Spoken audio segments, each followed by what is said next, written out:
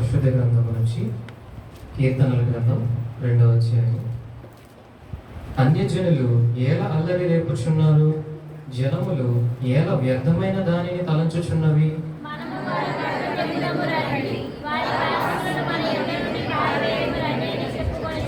భూరాజులు యెహోవాకును ఆయన అభిషిక్తునికి విరోధముగా నిలవబడుచున్నారు. ఏలికలు ఏకీభవించి ఆలోచన చేయుచున్నారు.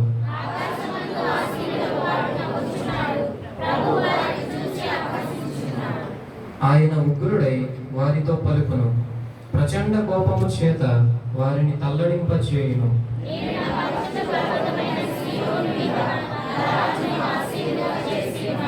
కట్టడను నేను వివరించదను, యెహోవా నాకిలాగు సెలవిచ్చెను, నీవు నా కుమారుడవు, నేను నిన్ను కనియున్నాను.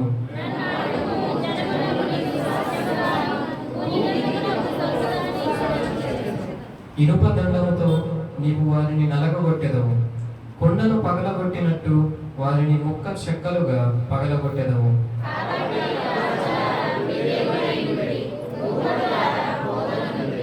భయభక్తులు కలిగి యెహోవాను సేవించుడి, గడగడా వణుకుచు సంతోషించుడి. చివరి వాక్యం అందరం కలిసి చదువుదాం. ఆయన కోపము త్వరగా రగులుకొనును, కుమారుని ముద్దు పెట్టుకొనుడి, లేని ఎడల ఆయన కోపించును. తోవ తప్పి నశించెదరు, ఆయనను ఆశ్రయించు వారందరూ ధన్యులు. దేవుని వాక్యం దీవించును.